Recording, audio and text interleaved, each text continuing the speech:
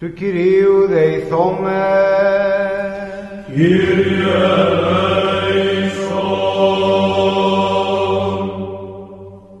Ότι Άγιος ή ο Θεός ημών και εσύ την δόξα αναπέμπομεν το Πατρί και το Υιό και το Αγίο Πνεύματι νυν και αεί και εις τους αιώνας των αιώνων. 안녕하세요. 오늘은 그 세 번째 강의고 안드레이 루블레프의 새천사 이콘 묵상에 대한 주제로 강의를 하게 됩니다. 제가 짧게 발표를 하고서 발제를 하고서 선생님 나오셔서 계속 강의해 주시겠습니다. 우리는 앞에 두 번의 강의를 통해 이콘의 신학적, 역사적 개요와 이콘의 상징들과 의미들에 대해 이콘 자료들을 토대로 공부했습니다.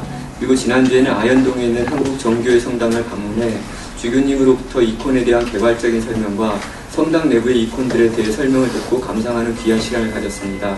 오늘 세 번째 강의는 러시아 정교회 이콘의 대가이자 새 천사 이콘의 창시자로 알려져 있는 안드레이 루블레프의 새 천사 이콘을 묵상하며 그리스 전통의 이콘이 러시아적인 전통과 어떻게 혼합되며 양식적인 변화를 겪게 됐는지 공부할 예정입니다.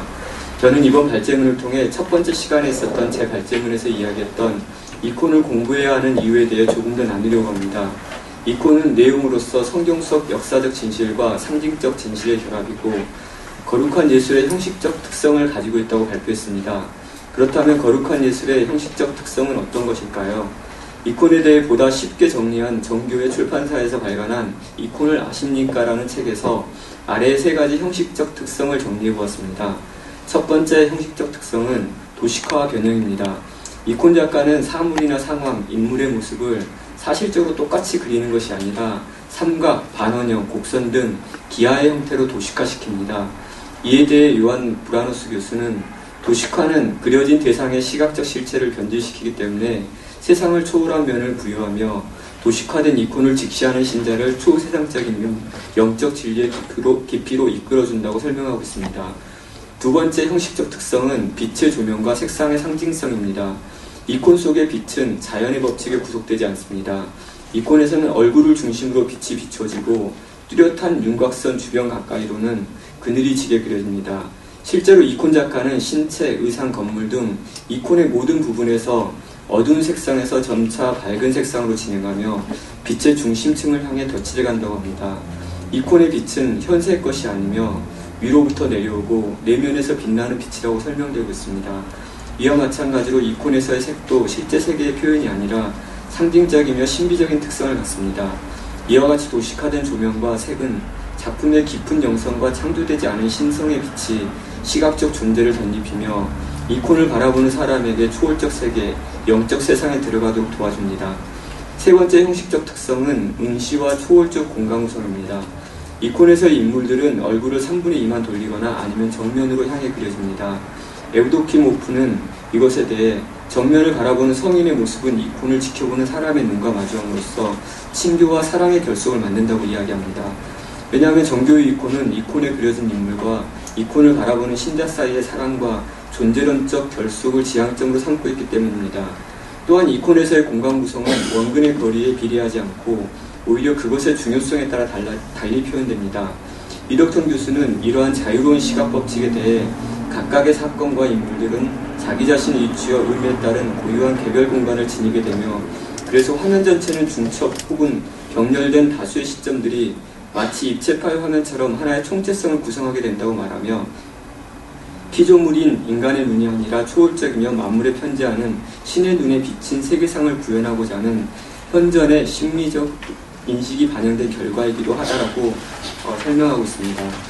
이의 특성들은 성스러움의 초월성을 표현하고자 하는 종교예술의 가장 일반적인 전형을 우리에게 시사하는데 장엄함으로써의 크기, 숭고함으로써의 높이, 종말론적 인식으로서의 미완성, 초월적 공허로서의 여백, 가장 아름답고 충만한 소리로서의 침묵과 함께 이콘은 정신이 만들어내는 생각의 우상을 깨뜨리고 우리를 이콘 너머의 절대적 아름다움, 창조되지 않은 빛의 광채로 이끌어주는 창문의 역할을 하고 있습니다. 중세의 종교적 정신성과 초월성에서 벗어나고자 시도했던 르네상스 원근법에서 출발한 사실주의적 표현은 19세기 들어 도전받기 시작했으며 입체파와 미래주의, 절대주의, 다다와 같은 아방가르드 운동을 통해 사실적 표현을 벗어난 변형과 정신성의 추구를 가져왔습니다.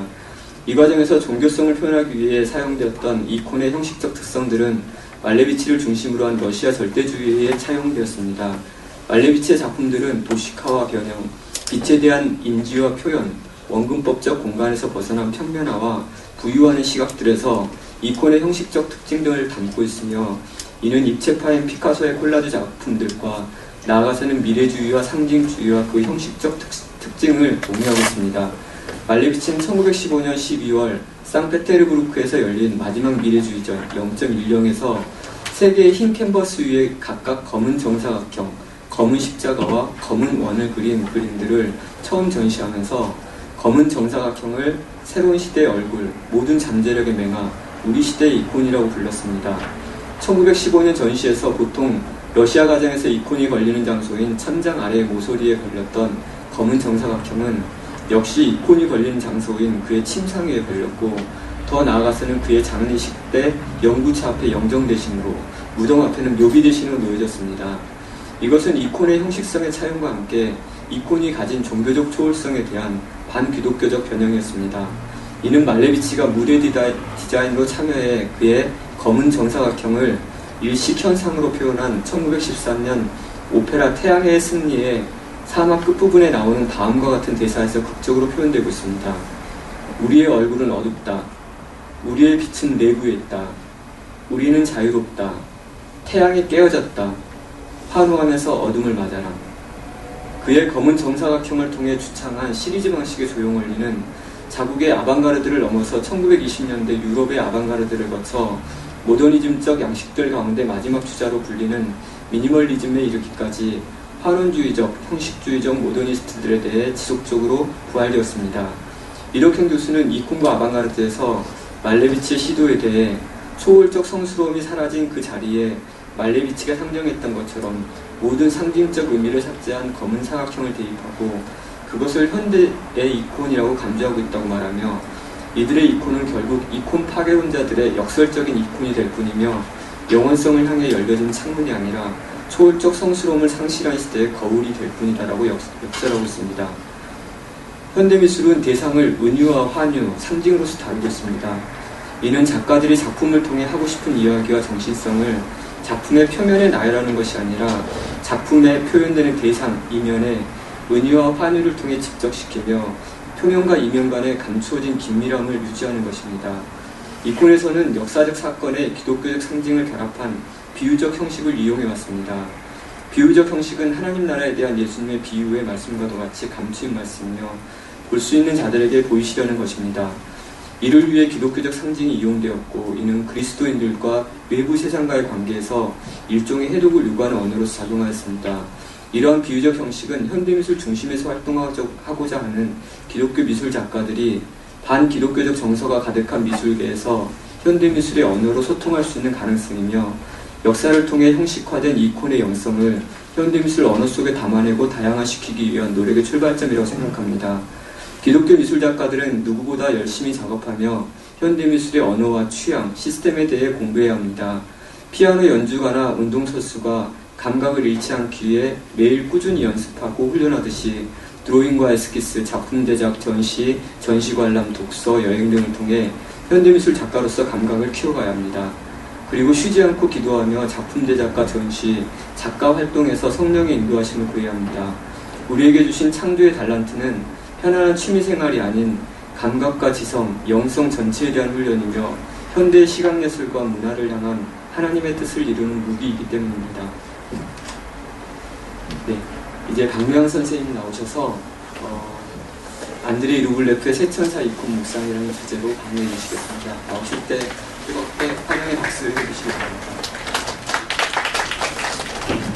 안녕하세요. 오늘 이제 세 번째 강의인데, 지난번에 이어서 러시아 이콘의 역사를 간략하게 살펴보고, 그 다음에 오늘의 주된 주제인 안드레이 루블레프의 3일체 이콘에 대해서 같이 묵상해 보도록 하겠습니다.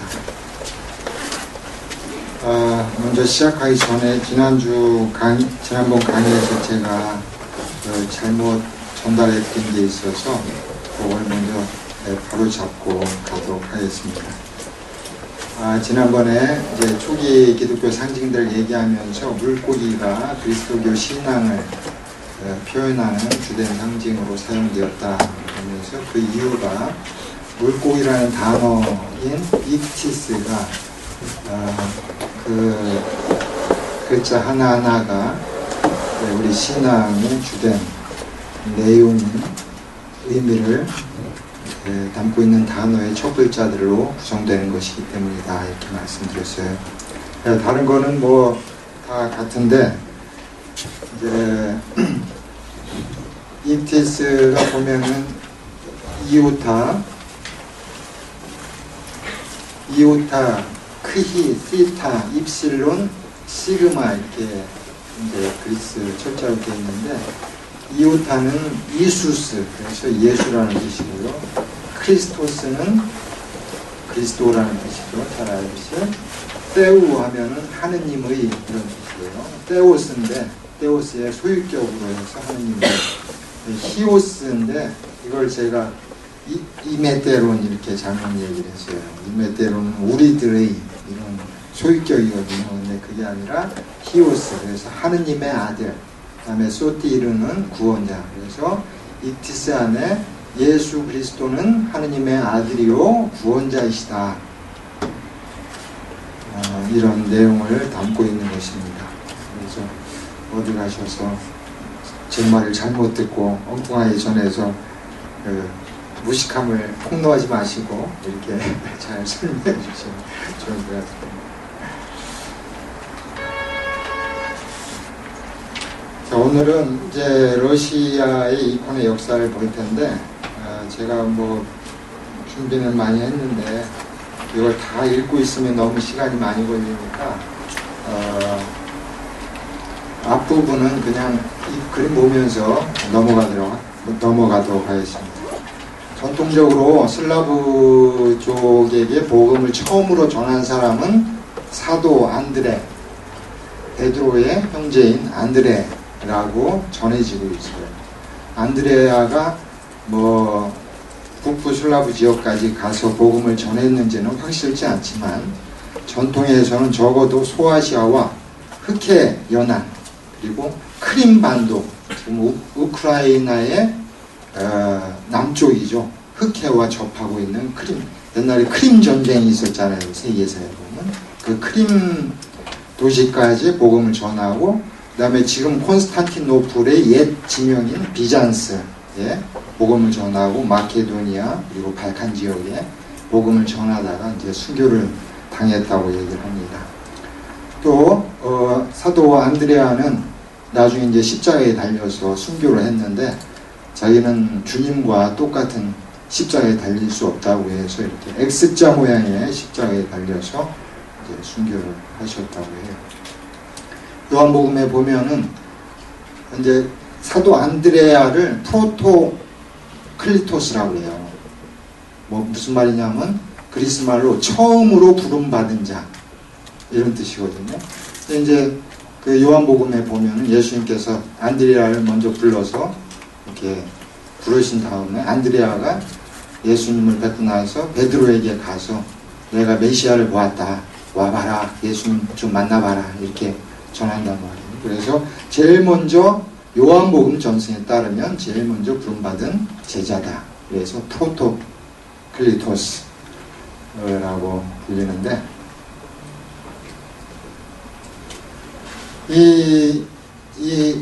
그러니까 안드레아가 와서 예수님을 보라 라고 함으로써 어떤 의미에서는 복음 전승이 말이 아니라 실제 보여줌을 통해서 전해지는 어떤 복음 전승의 어떤 형태의 토대를 주었다 이렇게 얘기를 하는 것이죠. 그리고 특별히 그런 어떤 보여줌을 통한 복음 전파의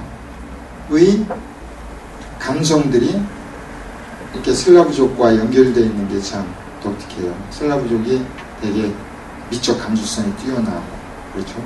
그런 것이 우연이 아니다 이런 생각이 들고 또 사도 안드레아가 복음을 전한 이 동방 쪽에서 이콘에 대한 공경이 확립되고 이콘을 통해서 복음을 가르치고 또 전리 안에서 주님의 구원 사건들을 기억하고 기념하는 이 이콘을 통한 복음 어떤 전파의 전통들이 확립되었다는 것이 결코 우연이 아니다라는 생각이 듭니다.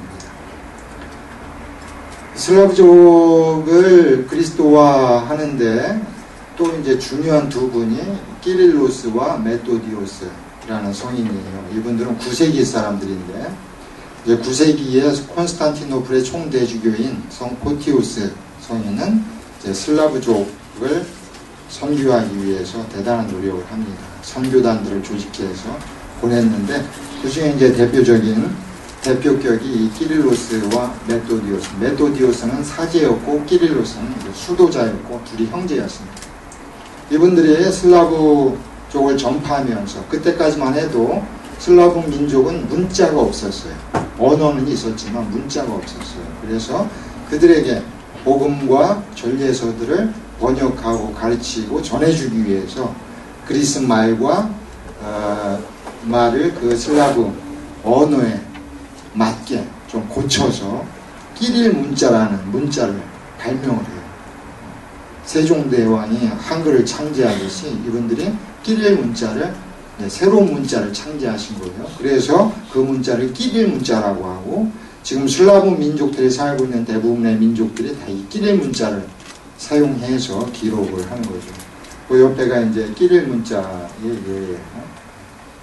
그래서 이분들을 통해서 이제 슬라브 민족이 처음으로 문자를 갖게 됐고, 그래서 복음경과 전리에서와 여러 가지 교부 저작들과 저작이 이제 번역돼서 슬라브 민족의 영성을 키웠던 것이죠. 그 다음에 이제 슬라브 민족의 그리스도교화에서 이제 아주 중요한 사건이 988년도에 있었던 키예프에서 일어난 러시아 민족의 세례입니다.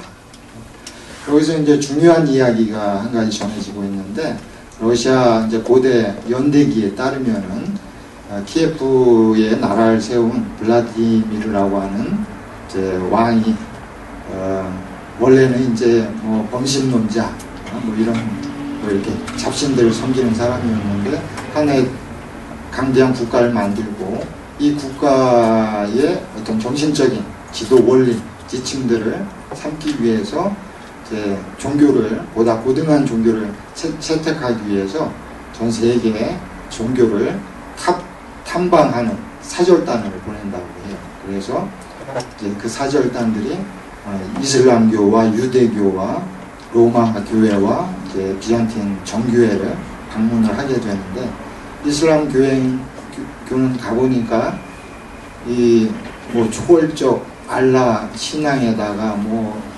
아름다움이라고는 도대체 없고 술도 못 먹게 하고 삶의 기쁨도 없고 온갖 율법에 얽매여 사는 그들의 모습을 보고 거부감을 느꼈다고 그러고, 또 유대교를 이제 탐방한 사람들은 유대 민족이 역사상에서 겪은 그 고난, 안 그래도 러시아 민족도 고난을 많이 당했는데 그 종교를 믿어가지고는 안 되겠다, 뭐 이런 생각을 했다고 그래요.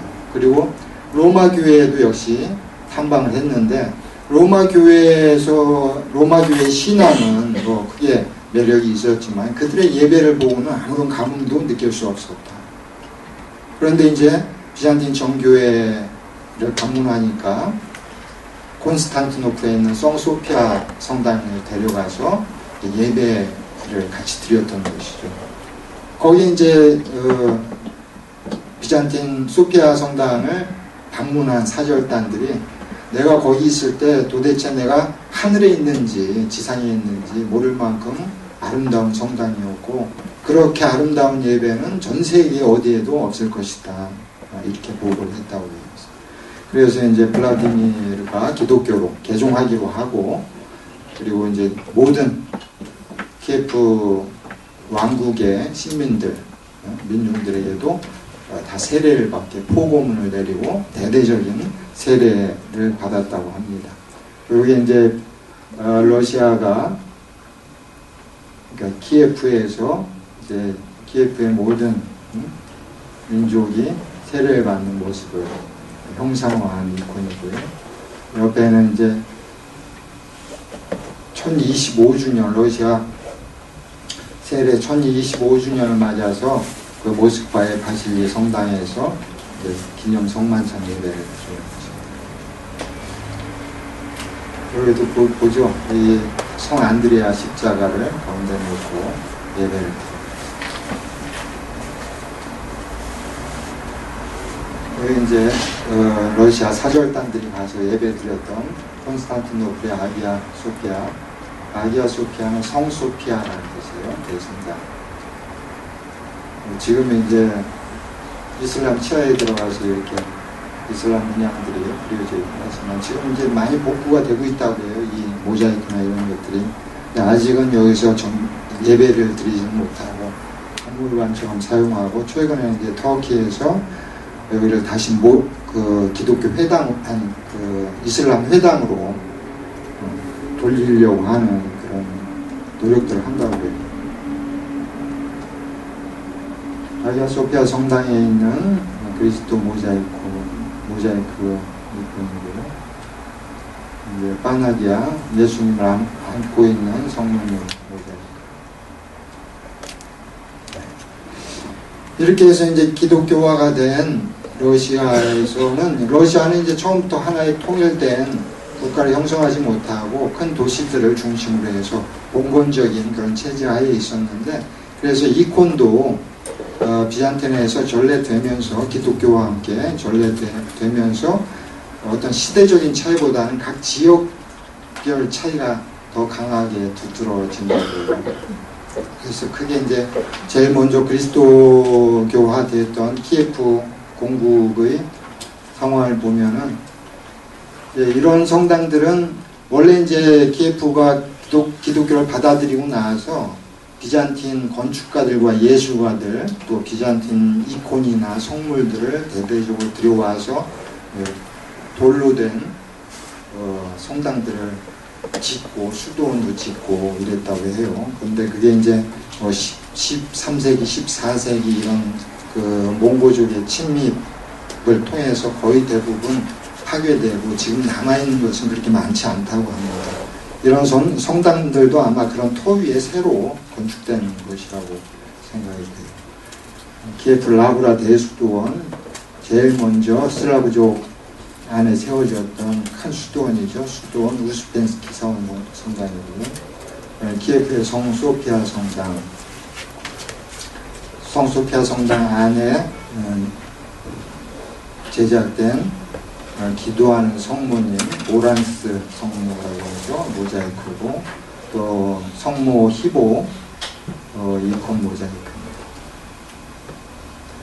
근데 이제 그 큰 대도시들에는 이제 비잔틴 건축가들이 와서 비잔틴 양식으로 성당을 짓곤 했지만, 또 지방에 내려가면은 뭐 돌을 구하기가 힘들었고, 러시아는 또 산림 지역이 워낙 광대하고 크니까 나무를 구하기 쉬웠어요. 그래서 목조로 성당을 짓는 건축들이 많이 있었다고 그래요. 그리고 이제 나무로 성당을 짓니까 어떻게 했어요? 돌로 지었을 때 벽에 그리고 이런 작업들 못할 거 아니에요. 그러니까 이콘의 내용도 배치나 구조나 이런 것들이 많은 차이가 나겠죠. 그러면서 새로운 러시아적인 어떤 특성을 가진 이콘 기법이나 이콘 제작들이 이제 일어나는 것이죠. 러시아 북부의 끼지에 있는 나무 성당입니다. 이게 다 나무로 지은 것이에요. 그리고 이제 천장도 보면은 비잔틴에서는 큰 돔이 있잖아요. 돔 중앙에 이제 판토크라토르가 그려지는데, 외형적으로 보면은 비잔틴 성당들은 상당히 이렇게 안정적이고 이미 어떤 하늘의 공간과 지상의 공간이 이렇게 합쳐져 있는, 만나고 있는 그런 느낌이 강하다면, 러시아 성당들은 이렇게 양파 모양의 지붕을 해서 오히려 하늘로 향하려고 하는 마치 중세의 고딕 성당들이 이렇게 첨탑을 통해서 하늘을 지향하고 하늘을 향하는 그런 영성을 표현했듯이 러시아에서도 이런 양파지붕, 촛불지붕 형태를 통해서 교회 전체가 하나의 기도하는 공동체, 이 지상의 교회는 기도를 통해서 악과 투쟁하는 싸우는 공동체이다. 이런 것들을 외형적으로 훨씬 더 분명하게 드러내고 있다는 특징이 있습니다. 그런 것들이 이제 다 나무로 지은 성당들입니다. 이런 성당들은 이제 러시아뿐만 아니라 이제 폴란드나 이런 데도 나무로 지은 캐톨릭 성당, 거기는 이제 대신 저는 양파 지붕이 아니라 고딕 첨탑처럼 이렇게 만들어진 성당들이겠죠. 예, 그런 성당들입니다. 요거는 이제 나무로 지은 성당은 아닌 석조로 지은 성당들의 지붕, 이런 양파 모양의 지붕들. 그래서 멀리서 보면 정말 이렇게 초가 타오르고 있는 것 같은, 그래서 일부러 색깔도 저렇게 황금색이나 붉은색, 원색들을 사용하는 것이 아닐까. 아주 러시아 성당 건축의 전형적인 양식들이죠. 이런 건 다 나무를 짜서 만듭니다.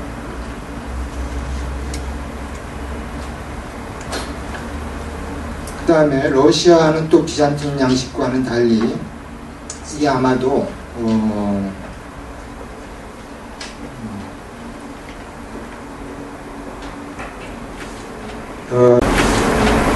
비잔틴 성당에서는 성상벽이 높지 않아요. 거의 1단 내지는 2단 정도밖에 안 되는데, 러시아에서는 성상벽이 훨씬 더 높아지고,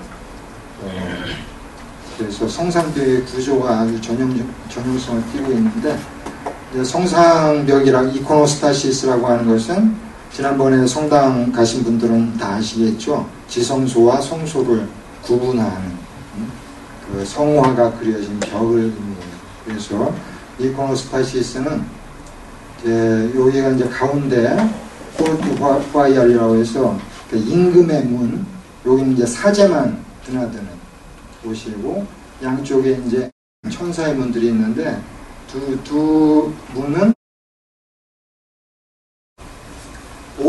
보제들이나 예배를 돕는 사람들이 드나드는 곳이에요. 그래서 양쪽 문에는 이제 천사들이 지키고 있고요. 그 임금의 문 오른쪽에는 항상 예수님의 이콘이 그려지고, 왼쪽에는 성모님의 이콘이 그려집니다. 그리고 문 옆에 이쪽에는 대부분 세례자 요한의 이콘이나 그 지역에 혹은 그 성당이 봉헌된 지역의 어떤 특별한 성인들이 그려지고, 이 오른쪽에는 이제 성당이 봉헌된 사건이나 성인들이 그려집니다. 그 다음에 데시스라고 하는, 데시스가 이게 기도하다 이런 뜻인데, 데시스라고 하는 열이 있고, 또 이제 12대축기를 그린 이콘들이 걸려지는 열이 있어요. 그리고 가운데는 주님의 만찬 성화가 그려지고, 근데 요거 두 개는 자리를 뭐 이렇게 바꾸기도 해요. 축일 이콘들이 가운데 가기도 하고, 데시스가 바로 임금의 문 위에 배치되기도 합니다. 그 다음에 성모님이 그려지고 예언자들이 그려집니다. 그리고 그 위에는 이제 삼일체 이콘이 그려지고 그 구약의 족장들 그려집니다. 이렇게 해서 산자와 죽은 자가 모두 교통하는 하늘의 교회와 지상의 교회가 이 성상벽을 통해서 만나는 그런 형상을 그려주고 있습니다.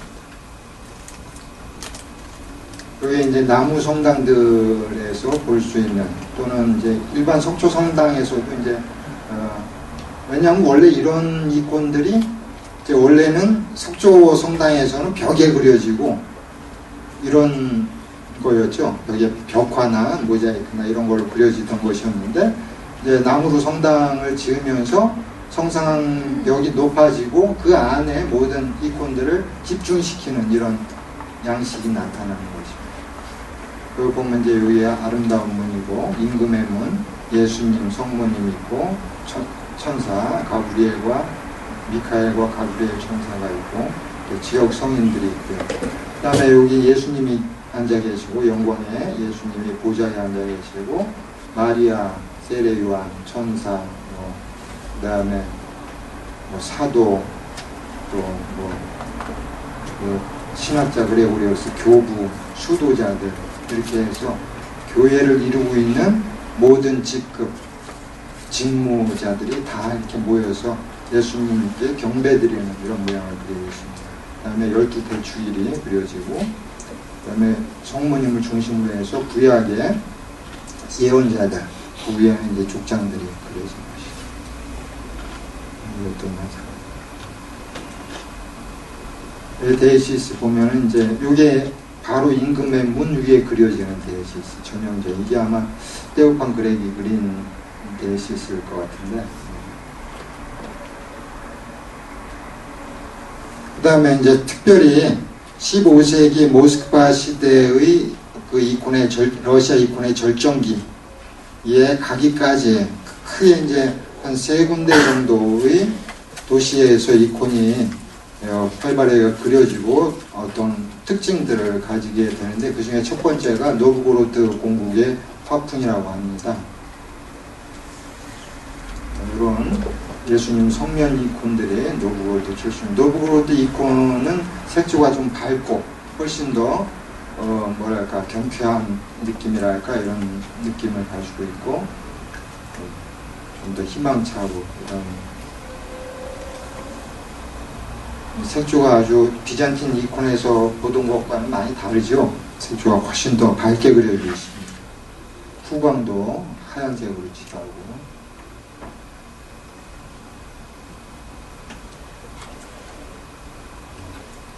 주님의 승천 이콘도 판토크라토르 이콘, 보리스와 글렙이라고 하는 러시아의 최초 성인인데, 이분들은 이제 블라디미르 왕의 아들들이에요. 이분들의 영성이 아주 러시아 영성에서 중요한데, 러시아 사람들이 아주 사랑하는 그런 성인들 중에 한 분이에요.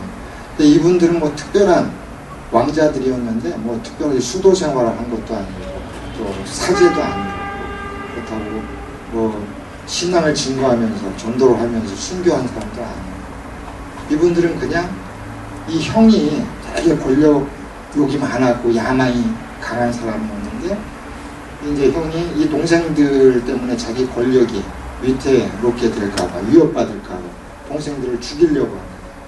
그 동생들은 피하지 않고, 그리스도께서 악을 피하지 않고 선으로 악을 이겼듯이 이분들도 피하지 않고 형의 그 칼을 그냥 맞고 죽는 거예요.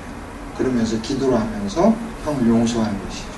근데 그게 무슨 영성이냐 라고 할 수 있지만, 그러니까 악 앞에서 절대 피하지 않고 악을 또 악으로 갚지 않는, 절대 자기 비움과 자기 겸허의 영성을 보여준다, 이렇게 이제 생각을 하는 거죠. 그리고 그것이 어찌 보면 러시아의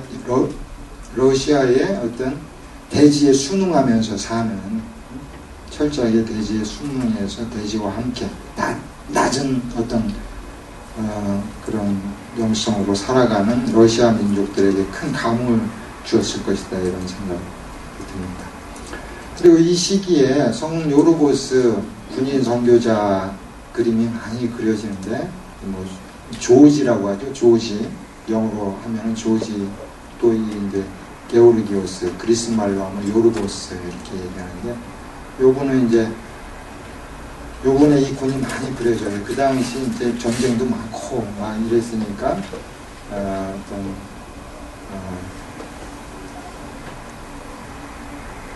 그렇기 때문에 특별히 더 사랑받은 제 성인이 아닐까. 그 다음에 주님이 십자가에 죽으심을 그린 이콘이고요. 14세기. 이거는 엘리야, 요로고스, 디미트리오스 순교 성인들. 전체적으로 색조가 많이 밝고 비잔틴 이콘보다는 뭐라고 해야 되나, 미술 하시니까 더 잘하시겠지만 어떤 차이가 있는지. 그 다음에 블라디미르 수즈달 이콘 화풍인데, 여기에서는 특별히 지난번에 블라디미르 성모 이콘을 소개해 드린 적이 있었죠. 이제 블라디미르 성모 이콘인데, 이 기적은 이 이콘은 러시아를 구원한 이콘이기도 하고, 수많은 기적을 일으켜서 러시아 민족에게 가장 사랑을 받는 이콘입니다. 그래서 그 이후에도 이 이콘을 본단 옥밀레니의, 그러니까 자비의 성모 이콘들이 러시아에서는 특별히 더 많이 그려져요. 예를 들어서 똘가의 성모 이콘, 콜순의 성모 이콘, 그 다음에 돈의 성모 이콘은 이제 14세기 테오판 그렉이 그렸다고 하는데, 이런 이콘들이 많이 그려집니다. 블라디미르 수즈달 이콘에서 가장 중요한 것은 이 정도로 알고 있습니다. 그 다음에 트스코프라고, 이건 이제 훨씬 북서부에 가까운 쪽인데, 거기에서 그려진 이콘들. 예수님 부활 이콘, 그 다음에 성루로스, 그 다음에 성모님 주의로 모든 성인들과, 이거는 이콘이 탄생 이콘과 이렇게 여러 가지 주제가 같이 결합되어 있는 이콘이네요. 예수님 탄생한 모습도 있고, 이건 또 이제 보통 파나기아 성모님 이콘인데, 이콘이 같이 결합되어 있는 것입니다. 여기는 이제 세천사인가? 세천사는 뭐 다니엘의 세 친구 정도 되었는데, 그런 여러 가지 주제들이 같이 결합되어 있는 이콘입니다.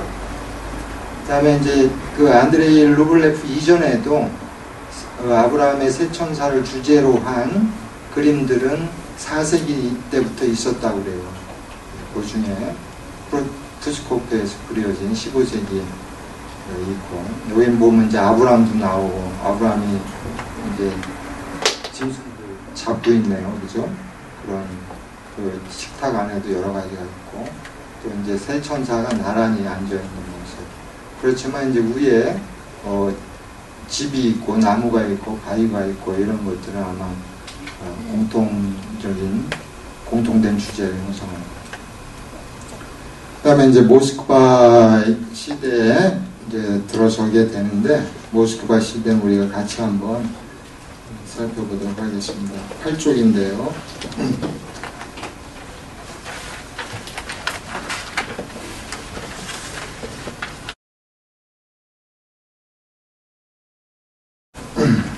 러시아 평원 한복판에 위치한 모스크바는 그 이전 시기에는 주목받지 못했지만 14세기 이후부터 키예프, 노브고로드, 푸스코프, 블라디미르 수즈달 등의 대도시 문화들을 집약시킴으로써 러시아의 통일을 실현할 수 있는 새로운 중심지로 거듭났습니다.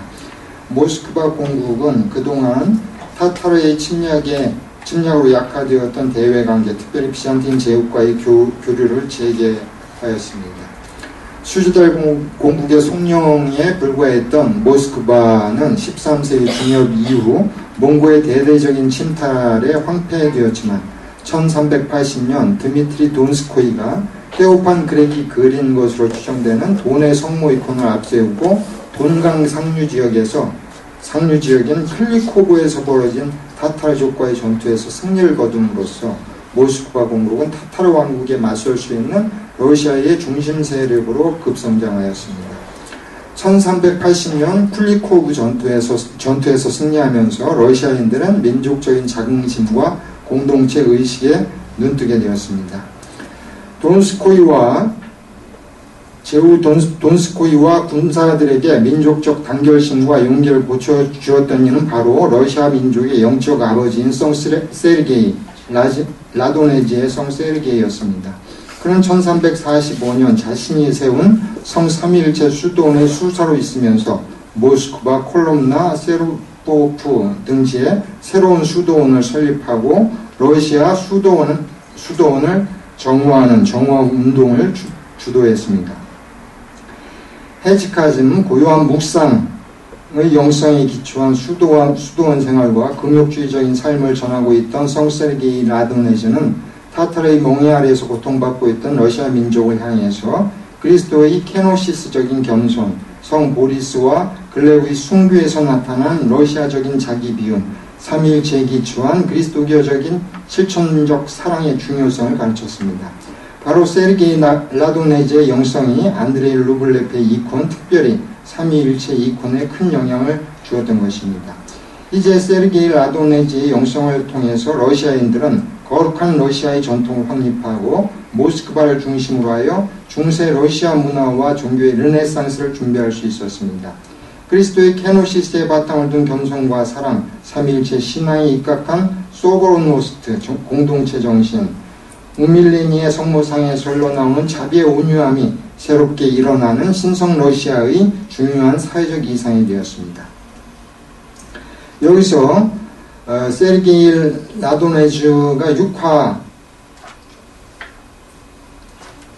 있었던 에지카즘 영성은 그리스도교 초기 수도원 제도와 사막 교부들의 금욕주의적 영성에서 시작하여 시나이의 성 그레고리오스, 또 아토스의 성 그레고리오스 팔라마스 14세기의 인물인데요.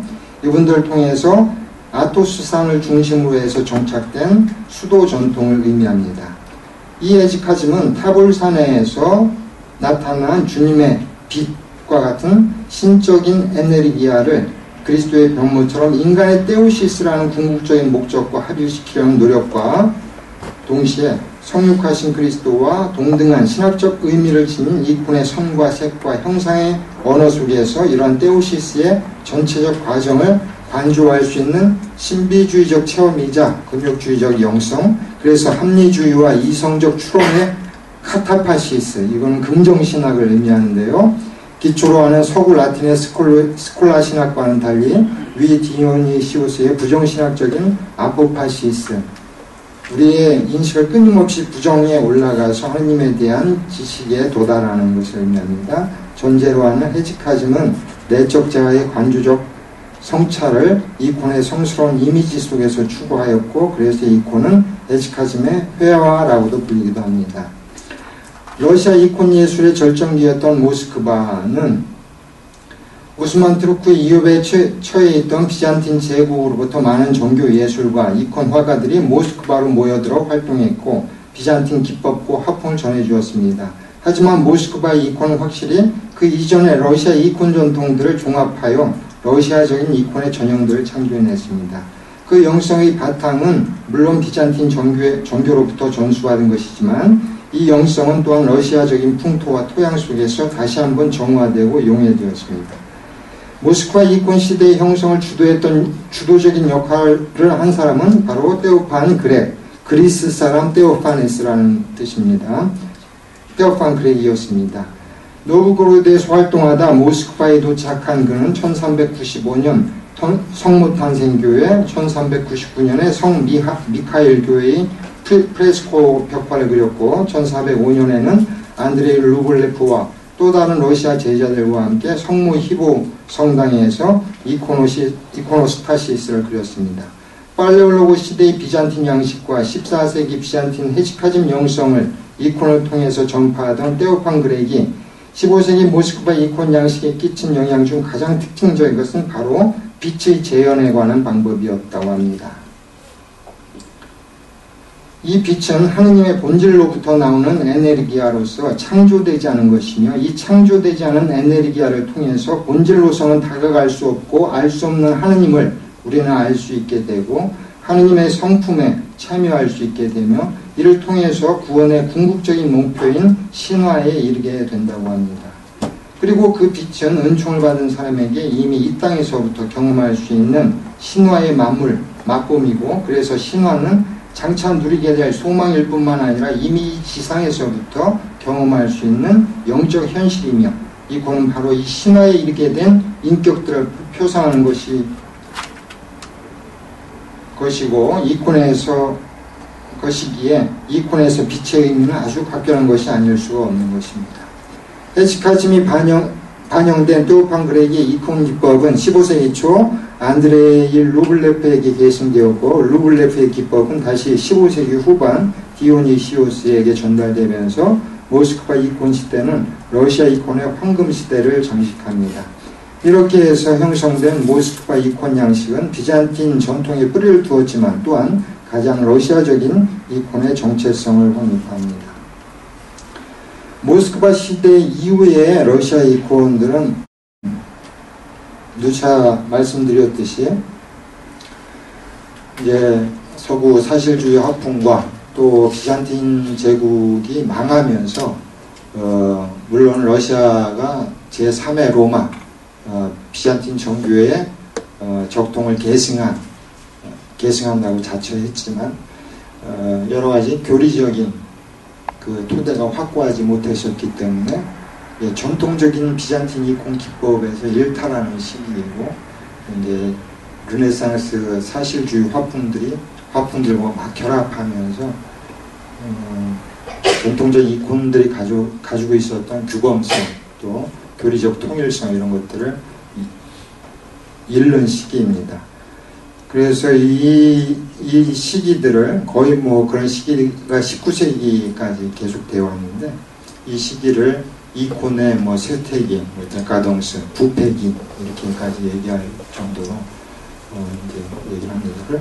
그래도 이 시기에도 이렇게 어떤 정통성을 가진 이콘들도 존재했지만 여러 가지 새로운 시도들, 상상력에 기초한 이콘들이 이제 범람하게 되면서 무엇이 정통인지 헷갈릴 정도로 교회 안에서도 심지어는 그런 것들이 통용되고, 심지어는 이제 러시아의 모스크바에서 몇 번 열린 공유회들은 성부와 하느님 형상을 그릴 수 있느냐 없느냐 이 문제를 가지고 아주 논쟁을 하다가 결국은 형상화할 수 있다 이렇게 결정을 함으로써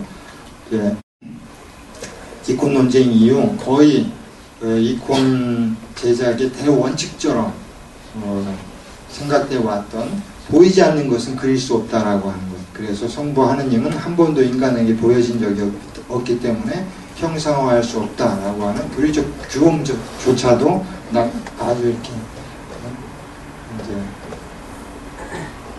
벗어나면서 이제 성부 하느님조차도 그리는 그런 시기가 되는 거죠. 그래서 그 당시에 그려진 이콘들은 저희 성당에도 그런 이콘이 하나 있어요. 마침 성당에 가면은 이제 성부 하느님이 예수님을 이렇게 안고 있는 할아버지 하느님이 젊은 하느님을 안고 있는 이런 모습의 이콘이 있어요. 이게 이제 다 19세기에 그려진 이콘들이고 그 이콘 기법에 영향을 받은 것들이죠. 그래서 그 이후의 시기들은 그렇게 뭐 이콘 역사에서 크게 부각되지는 않는 것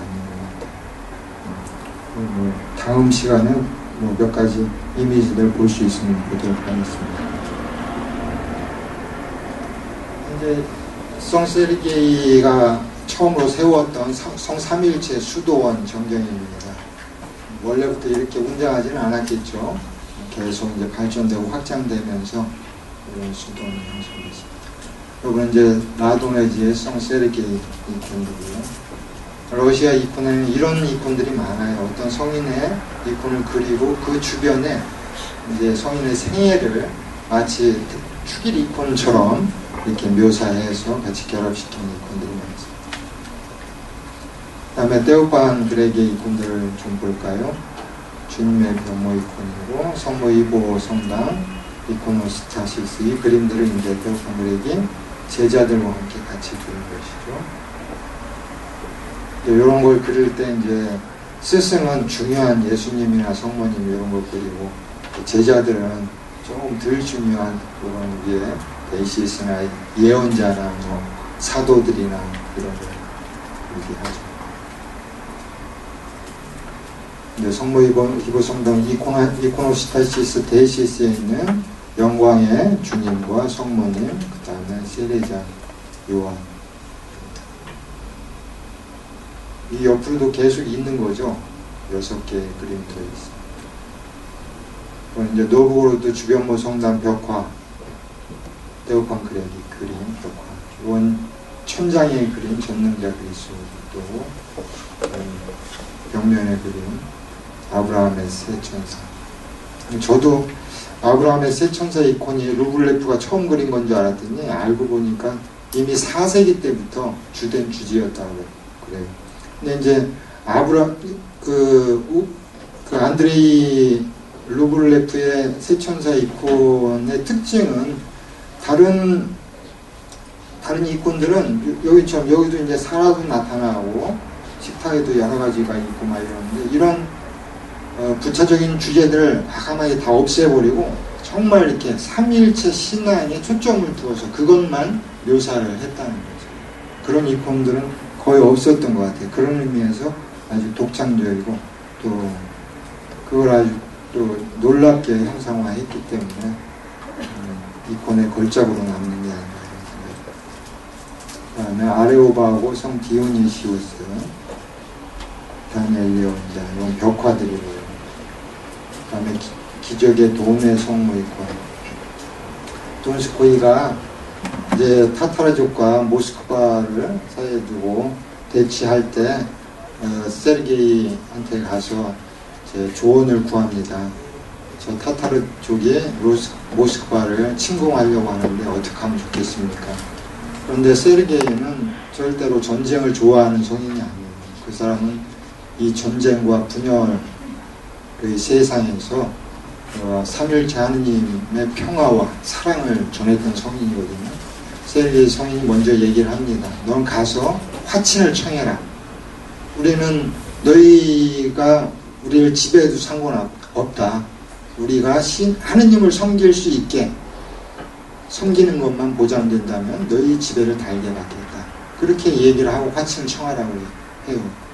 돈스코이가 가서 타타르족한테 얘기를 합니다. 우리가 하느님을 섬길 수 있는 자유만 달라. 그러면 너희들의 지배를 받겠다. 그러니까 타타르족한테는 하느님이라고 하는 건 있지도 않은 성이 전혀 다른 종교니까 거부도 합니다. 그리고 다시 돌아와서 세르게이한테 보고를 하니까 그러면 하느님의 이름으로 나가서 싸워라. 그러면서 이제 이 돈의 성모를 앞세우고 나가서 전쟁에서 승리했다. 성모 안식 축일 되게 좀 단순하면서도 밝고 비잔틴 이콘은 훨씬 등장인물도 많고 색도 여러 가지를 쓰고 이러는 것 같은데 러시아 이콘들은 색도 이렇게 단색으로 몇 가지 안 되는 색을 가지고 색채의 대비 이런 거를 훨씬 더 잘 이용하는 것 같아요. 자, 그럼 이제 오늘 주제인 안드레이 루블레프에 대해서 한번 보겠습니다. 자, 안드레이 루블레프의 생애를 잠깐 살펴보겠습니다. 안드레이 루블레프의 생애에 관한 정기적 자료들은 매우 적습니다. 러시아 정교의 성인전에 따르면 그의 생애는 다음과 같습니다. 그는 아마도 1360년에서 1370년경에 태어났을 것으로 보입니다. 젊었을 때 그는 라도네지의 성 세르기의 영성에 깊이 영향을 받은 성 삼일체 수도원에 들어갑니다. 1392년 성 세르게이가 안식한 다음 성 니콘이라는 사람이 수도원장이 되는데 안드레이 루블레프는 성 니콘 수도원장의 영적 지도 아래서 예비 수도자가 되었습니다. 1305년 전 언젠가 그는 성 니콘 수도원장의 축복을 받고 안드로니코스 성인이 세운 스파소 안드로니코프 수도원으로 옮깁니다. 안드레이는 안드로니코프 수도원에서 수도 소원을 하고 수도사가 됩니다. 그리고 테오판 그렉과 그의 수도원 동료 수도사인 다니엘에게서 이콘을 배웁니다. 그가 처음으로 연대기에 언급되는 것은 1405년에 테오판과 프로코로스와 함께 성모 히보 성당의 이콘을 그렸을 때입니다. 아까 데이시스, 테오판 그렉이 그린 데이시스를 봤는데 그때 루블레프도 같이 작업을 했던 거죠. 그리고 1408년에는 수도사 다니엘과 함께 블라디미르 도시에 있는 성모 안식 성당 벽화를 그렸습니다. 라도네지의 성 니콘은 안드레이와 다니엘에게 재건축된 성 삼일체 수도원의 새로운 성당 이콘을 그리게 합니다. 왜냐하면 이때 이제 화재가 나서 세르게이가 세운 수도원이 다 불타버렸거든요. 그리고 이 시기에 안드레이는 삼위일체 이콘을 비롯하여 그의 대표적인 이콘들을 그렸다고 합니다. 안드레이는 70세에 안식했고 그보다 앞서 사망한 동료 수도사이자 이콘 화가인 다니엘이 안드레이에게 꿈에서 나타나 영원한 지복 안에서 빨리 만나기를 요청했다고 합니다. 자, 안드레이 생애를 얘기할 때 크게 세 명의 인물이 아주 중요한데요. 아까 또 언급했던 라도네지의 성 세르게이가 아주 중요한 인물입니다. 그는 20세, 세르게이는 20세에 숲속으로 들어가서 은둔자의 삶을 살았습니다. 숲속에 작은 목조 성당을 짓고 성당을 삼위일체 하느님께 봉헌했습니다. 청빈하고 온유했던 그는 삼위일체 신비를 반상하며 살았고 그의 높은 영성으로 말미암아 수많은 사람들이 그를 찾게 되었습니다. 그는 러시아 민족의 국부와 같은 성인이었습니다. 그의 생애는 온통 삼위일체 하느님께 봉헌되었습니다. 그는 그의 끊임없는 관상의 대상이었던 이 삼위일체의 거룩한 신비는 그를 사로잡았고 그로 하여금 평화의 화신이 되게 하였으며 그 평화의 빛이 모든 사람들의 눈에 확연하게 증거되었습니다. 그는 자신이 세운 성당을 삼위일체 하나님께 봉헌했고 삼위일체의 본을 따라 그를 둘러싼 공동체, 심지어 정치 세력 안에서도 하나됨과 일치를 만들어내기 위해서 노력했습니다. 그는 러시아 민족 전체를 그의 교회를 중심으로 삼위일체 하느님의 이름을 중심으로 불러 모았습니다. 그리하여 삼위일체 하느님에 대한 관상을 통해서 세상을 분열시키는 증오와 갈등을 극복하려고 했습니다. 러시아 민족의 기억 속에 그는 하늘에 있는 보호자요 위로자이며 삼위일체 신비의 표현 그 자체였습니다.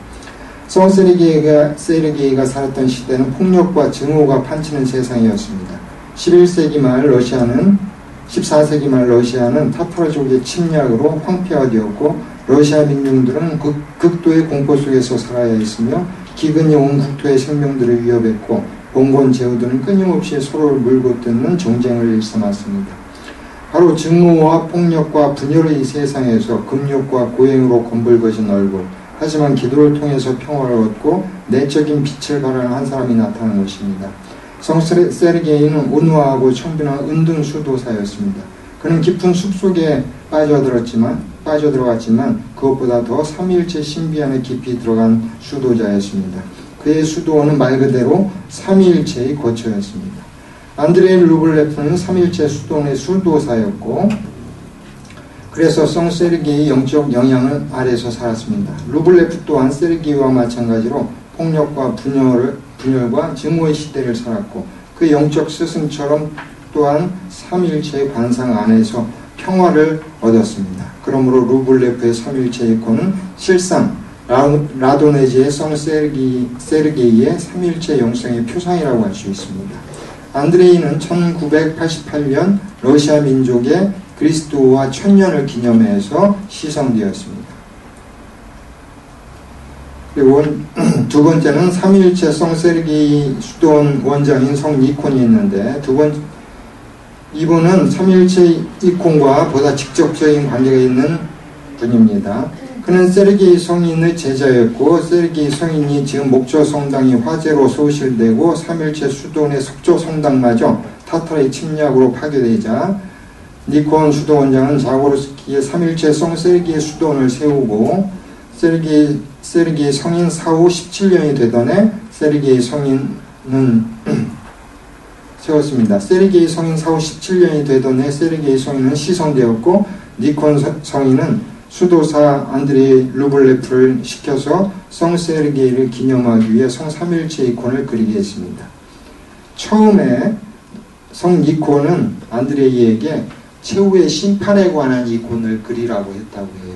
그러나 안드레이 루블레프는 안 그래도 민중들은 온갖 침략과 도탄에 빠져서 고통당하고 있는데 그 민중들에게 또 한 번 최후의 심판이라고 하는 이미 심판받고 고통 속에 있는 민중들에게 심판에 관한 이콘을 그릴 수는 없다 그러면서 되게 영적으로 발전을 했다고 해요.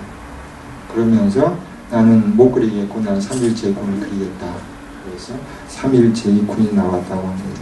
그러니까 그 민중들에게 필요한 것은 정의의 하느님, 심판의 하느님이 아니라 자비와 사랑의 하느님이었다는 것을 분명히 알았던 것이고, 그것이 바로 성 세르게이 성인의 영성이기도 했던 것입니다. 그 다음에 세 번째 인물은 바로 당대뿐만 아니라 러시아 이콘 역사에서 가장 탁월한 이콘 화가 중 하나인 테오판 그렉입니다. 안드레이 루블레프가 선택된 것은, 안드레이 루블레프가 성 세르게이 수도원의 그림을 그리도록 선택된 것은 당대의 최고 이콘 화가인 테오판 그렉으로부터 헤시카즘 영성과 비잔틴 이콘 기법을 배운 탁월한 영적 예술적 수도자였기 때문이었습니다. 러시아 이콘의 대스승인 테오판 그렉은 비잔틴에서 영적 예술적 소양을 쌓았지만 일생의 거의 대부분을 러시아에서 이콘을 제작하며 보냈습니다. 테오판 그렉에게서 이콘을 배운 루블레프는 금방 그의 예술적 재능을 인정받았고 1405년 테오판 그렉과 함께 성모 히보 성당 이콘들을 그렸고 1408년에는 다니엘, 그의 동료 수도사인 다니엘과 함께 성모 블라디미르의 성모 안식성당 벽화와 이코노스타시스를 그렸다고 합니다. 1410년과 15년 사이에는 모스크바로 돌아와서 우리에게 잘 알려진 탁월한 이콘들, 구세주 이콘, 대천사 미카엘 이콘, 성사도 바울로 이콘 등을 그렸습니다. 그리고 아마도 1411년경에 그의 가장 유명한 이콘인 삼일체 이콘을 그렸을 것으로 추정합니다. 그는 아마도 안드로니코 수도원 성당 이콘들을 그린 다음 1427년에서 30년 사이에 사망했을 것으로 보입니다. 안드레이 루블레프의 이콘 영성은, 안드레이 루블레프의 이콘 예술은 그의 거룩함의 가시적인 표현입니다. 그의 이콘은 평화와 조화와 위대한 자비의 시선을 가지고 있습니다. 안드레이 루블레프의 이콘에 관한 책을 쓴 다니엘아 앙즈는 이렇게 질문합니다. 학살당한 어린아이들, 무고한 자들에게 가해진 온갖 잔혹한 고문, 약탈당하는 교회, 전례 없는 비극의 드라마를 보았던 그의 눈이 어떻게 이토록 고요한 빛을 발할 수 있었을까? 수없이 많은 눈물을 닦아주고 수많은 상처를 싸매 주었을 그의 손이 어떻게 평화가 넘치는 얼굴들을 그릴 수 있었을까? 이 질문은 안드레이 루블레프가 폭력을 목격한 외적인 눈과는 다른 또 다른 시선을 가지고 있었다는 사실에서 대답을 찾을 수 있습니다. 그의 시선은 언제나 구세주 그리스도의 자비와 부드러움으로 충만했습니다. 러시아 연대기에 따르면 3일째 성 세르게이 수도원 성당 이콘들을 그릴 때 그는 먼저 동료들과 함께 며칠 동안 거룩한 이콘 앞에 앉아서 조금도 흐트러짐 없이 이콘을 묵상했고 그 앞에서 기도를 했고, 이를 통해 물질을 초월하는 신성의 빛 안에 원정심과 생각을 고양시켰다고 합니다. 그 다음에 3일째 이콘에 대해서 이제 우리가 한번 그 전에 루블레프의 다른 작품들을 한번 보겠습니다. 모스크바 성모 히보 성당 이코노스타시스에 그려진 12대축일 이콘 중에 7개의 이콘을 안드레이 루블레프가 그렸습니다. 성모 히보 이콘, 주님의 탄생 이콘, 주님의 입당 이콘,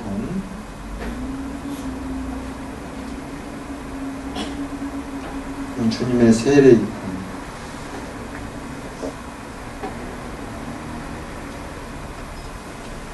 그다음에 주님의 변모 이콘,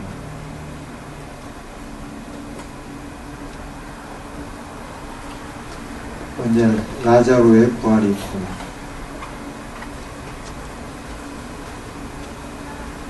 예루살렘의 입성 이콘, 그 다음에 성 블라디미르 도시의 성모 안식성당 이코노스타시스의 데이시스 그렸는데, 그리스도 좌우의 성모님과 세례자예요. 그다음에 왼쪽으로는 대천사 미카엘, 신학자 성 요한복음 서두, 신학자 성 그레고리우스가 그려지고요. 오른쪽으로는 대천사 가브리엘, 성 안드레아 프로토클리토, 처음 부름받은 성 안드레아, 네. 성 요한 크리소스토무스. 다음에 성 블라디미르의 성모 안식성당 이코노스타시스의 축일 이콘도 몇 가지 드렸습니다. 성모 이콘, 성모 희보, 네, 부활 이콘.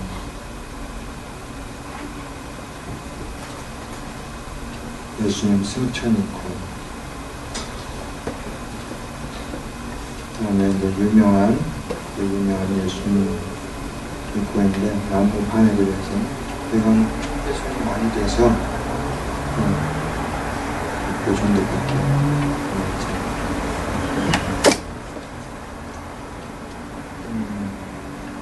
안드레 루블레도 블라디미르 성모 이콘을 본따서 이렇게 우밀레니의 양식의 성모 이콘을 그렸다고 합니다. 사도 바울 있는데 천사 미카엘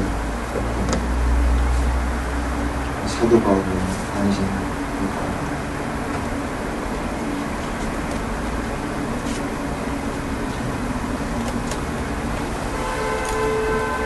삼위일체 이콘을 우리가 묵상하기 전에 먼저 우리가 믿는 삼위일체 신앙에 대해서 잠깐 살펴보겠습니다. 초기 그리스도교 신앙의 중심에는 역사적 예수를 어떻게 이해할 것인가 하는 문제가 자리 잡고 있었습니다. 인간 예수의 탄생과 사역과 죽음과 부활이 가져다준 구원의 복음은 그리스도교 공동체 안에서 이미 예수가 참 인간이요 참 하느님이라는 즉각적인 인식과 경험으로 표현되었습니다. 하지만 눈에 보이는 인간이 눈에 보이지 않는 초월적이고 전능한 하느님이라는 이 전대미문의 신앙은 유대인들에게는 걸림돌 스캔들이었습니다. 그것은 마치 이콘 반대주의 시각에는 눈에 보이는 이콘이 보이지 않는 영적 현실들의 현현이요 표상이라고 말하는 것이 스캔달이요 우상 숭배로밖에 보이지 않는 것과 마찬가지였습니다. 또 인간 예수가 참 하느님이라는 그리스도교 신앙은 겨우 물신화된 다신교에서 벗어나 철학적이고 지성적인 신관에 이르렀던 당시 힐랍 세계 소위 고등 종교 사상의 눈에는 한갓 어리석고 미개한 신앙, 다시 신인 동용론적이고 물신주의적인 미신으로 돌아가는 퇴행적 신앙으로 보일 수밖에 없었습니다. 그러나 그리스도교 신앙은 그 어떤 논리나 변론보다도 그 신앙이 가지고 있는 실천적인 힘과 권능을 통해 세상을 새롭게 했고 로마 세계를 석권했습니다. 그렇기 때문에 말로 표현할 수 없고 이해시킬 수 없었지만 그리스도의 이름을 위해 순교하고 성령 안에서 그리스도를 통해 그리스도에 의해 그리스도를 위해 새로워진 사람과 공동체를 통해 빛이 났던 신앙의 힘은 그 자체로 신앙의 확실성과 진리성을 담보했던 것입니다. 하지만 이 신앙의 신비는 언제나 인간의 이성과 경험이 도달할 수 없는 것이고 그래서 신앙의 도약이 아니고서는 알 수도 없고 경험할 수도 없는 것이기에 끊임없이 오해와 오류를 낳았습니다. 그래서 초기 박해 시기부터 아니 첫 그리스도교 공동체 안에서부터 다양한 이단들이 나타나게 됩니다. 그리스도교의 역사는 어떤 의미에서 우리에게 은총으로 주어진 이 신앙의 확실성과 진리성을 수호하고 지켜온 투쟁의 역사라고 할 것입니다. 그 투쟁은 언제나 피를 내놓고 성령을 얻어 그리스도의 진리에 이르는 존재 전체를 내건 싸움이었습니다. 그 싸움은 이미 교리적인 투쟁을 통해 정통신앙이 확립된 세계 공유의 시대를 한참 지나온 우리 시대에도 끊임없이 반복되고 있습니다.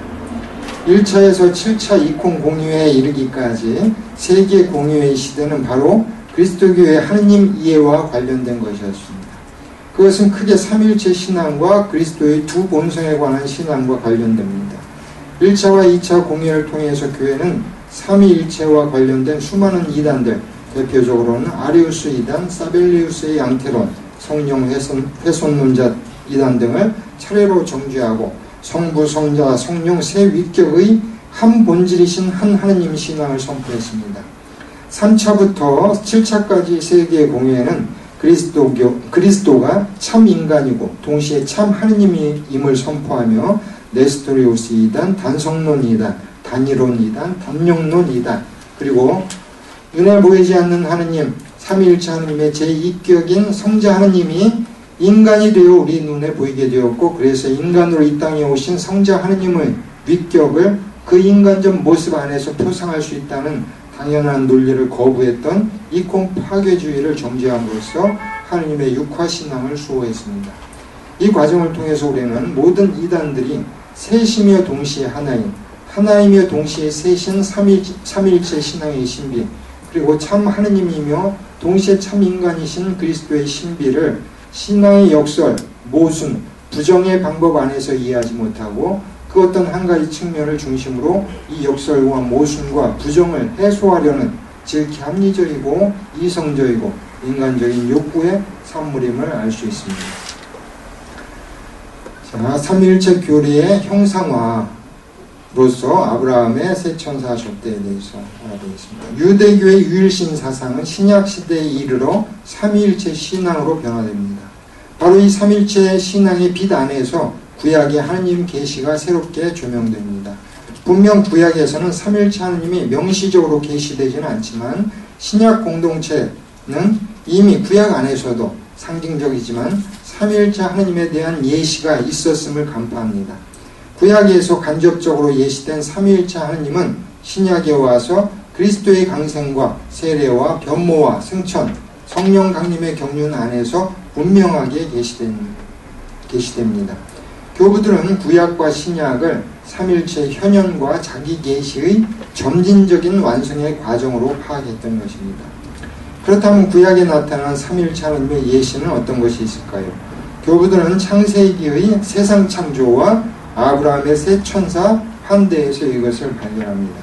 먼저 창세기에서 하느님은 이렇게 말씀하십니다. 하느님께서는 우리 모습을 닮은 사람을 만들자. 그리고 바다의 고기와 공중의 새와 또 집짐승과 모든 들짐승과 땅 위를 기어다니는 모든 길짐승을 다스리게 하자 하시니, 여기서 하나님은 우리의 모습을 닮은 사람을 만들자고 말하심으로써 자신을 복수로 표현합니다. 이것은 세상의 창조가 성부, 성자, 성령 하느님의 거룩한 협의 안에서 결정되고 실행된 것임을 암시하는 구절로 해석되었습니다. 두 번째로 창세기 18장에서 하느님은 세 천사의 모습으로 아브라함에게 나타나서 이미 늙어 아이를 가질 수 없게 된 사라에게 자손을 약속합니다. 세 천사를 접대하고 후손을 약속받은 이 아브라함의 이야기에서 세 천사는 혹은 단수로 혹은 복수로 호칭됩니다. 그래서 수많은 교부들은 이 구절을 삼위일체에 대한 하느님의 예시로 해석했습니다. 이게 이제 한글 번역 성경에서는 제대로 구분되지 않고 있는데, 그리스 성경과 히브리 성경을 보면 분명히 우리는 단수 복수 이게 별로 잘 구분 안 하잖아요. 이제 거기서는 단수 복수가 분명히 구분되고 있다고 해요. 그래서 때로는 단수로 사용하고 때로는 복수로 사용하고. 자, 안드레이 루블레프 이전에 마물의 상수리나무 아래에서의 세 천사 접대 이야기는 이미 4세기에서부터 이콘의 한 주제로 취급되어 왔습니다. 이콘은 세 천사와 아브라함과 사라 그리고 식탁에 차려진 음식들을 묘사했고, 이를 통해서 삼위일체 신앙뿐만 아니라 주님의 거룩한 식탁 혹은 아브라함에게 약속된 자식을 통한 그리스도의 강생과 희생의 의미들을 두루 담아낼 수 있었던 것입니다. 안드레이 루블레프는 교회 전통을 쫓아갔고 그가 속해 있던 성삼위일체 수도원에서 교부들의 신학과 영성을 체득하면서 이것을 이제 삼위일체 이콘 안에 풀어놓는 것이죠.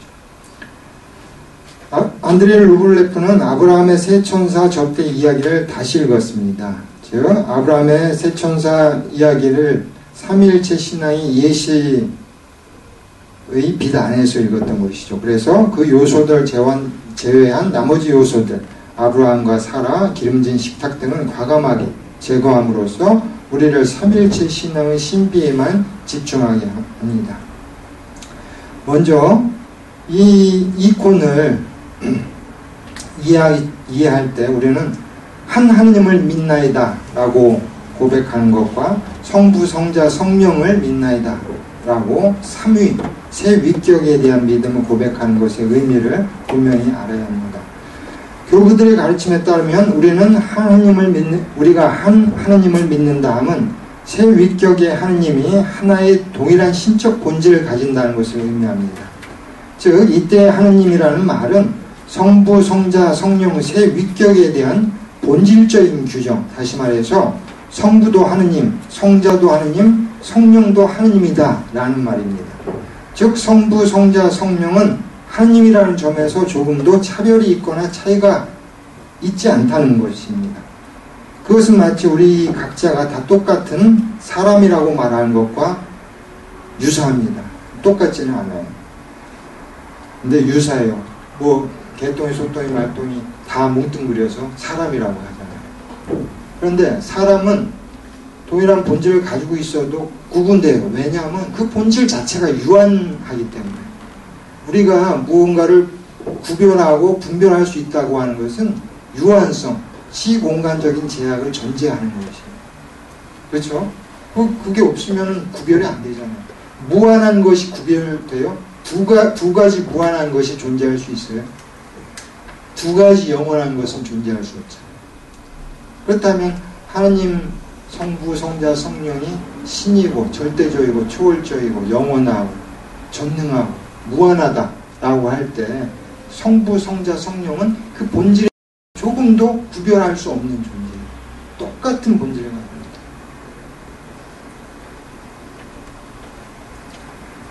그래서 이제 새 위격이 하나의 본질을 중심으로 해서 연합되었다. 삼일체 연합을 그렇게 이해를 하는 거예요. 그 대신 반대로 예수님이 두 본성을 가지고 있잖아요. 신성과 인성. 그런데 그때는 두 본질이 섞이지도 않고 혼합되지도 않고 구별되는 상태로 연합되어 있단 말이에요. 무엇을 중심으로 연합되어 있느냐? 예수 그리스도라고 하는 성자 하느님이라고 하는 두 번째 위격 안에서 어떤 본질을 담고 있는 실체가 있어야 될 거 아니에요. 개똥이, 소똥이, 말똥이가 없이 그냥 인간이라고 하는 것은 현실적으로 존재하지 않잖아요. 그렇죠? 그 추상적인 인간은 현실 속에는 없는 거예요. 관념에 불과한 거지. 그래서 무엇이든 본질은 그 본질을 담고 있는 실체가 존재해야 돼요. 그래서 인성과 신성이 어떤 실체 없이 결합할 수가 없는 거예요. 연합해 있을 수가 없는 거예요. 그 인성과 신성을 담아내고 있는 어떤 실체가 바로 성자 하느님이라는 거예요. 그러니까 제2위격으로 존재하는 성자 하느님이 마리아를 통해서 우리 인성을 수용한 거죠. 그래서 예수 안에는 하나의 위격, 신적 위격이 있을 뿐이다 이렇게 얘기해요. 그런데 이제 네스토리우스 같은 경우는 신적인 위격이 인간의 본질을 담을 수가 없다. 그러니까 인간 본질도 고유한 인격, 위격이 있어야 된다. 그래서 그리스도 안에서 신적 위격과 인간적인 위격을 구분한 거예요. 그래서 마리아가 낳은 예수는 하느님이 아니라 그리스도다. 그냥 사람이다. 메시아다. 그래서 테오토코스라고 하는 명칭을 부정하고 크리스토코스라고 부르자고 했던 것이에요. 그리스도의 어머니도 맞긴 맞잖아요. 그렇죠? 그리스도의 어머니가 아닌 게 아니잖아요. 그러나 그렇게 주장하는 맥락 안에는 마리아의 몸을 통해서 나온 분은 절대로 하느님일 수가 없다라고 하는 말이 들어가야 돼요. 그래서 이제 그런 논리가 이제 이렇게 발전하면은 원래 마리아의 몸에서 나오는 사람은 그냥 인간이었는데 나중에 하느님의 신성이 임해서 하느님의 사람이 되었다. 양자론이 거기서 나오는 거고 이런 여러 가지 이단들이 나오는 거죠. 그럼 신적 위격이 어떻게 신성과 인성 전혀 다른 유한한 것과 무한한 것을 동시에 가질 수가 있느냐? 어떻게? 라고 물어보면 모른다라고 대답해야 된다는 거예요. 그것을 자꾸 설명하려고 하고 뭔가 알아듣게 하려고 하는 순간 이단에 빠진다는 거예요. 삼일체도 마찬가지예요. 어떻게 셋과 하나가 같을 수가 있냐? 어떻게 라고 물어보면 모른다라고 얘기해야 된다. 그래서 그레고리오스 팔라마스 같은 경우는 이성의 모순으로 다가오는 이 신화의 신비를 예스라고, 모순을 그냥 인정하는 것이 우리 정통신화의 척도다. 모순을 자꾸 해소하려고 하는 게 아니라, 왜냐하면 그건 하느님의 신비고 영적 신비니까 우리 유한한 인간이 이성으로, 머리로 이해할 수 없는 것은 당연하다는 거죠. 하지만 그것을 신앙으로 도약하고 다가가는 것이 많이 가능하다는 거예요.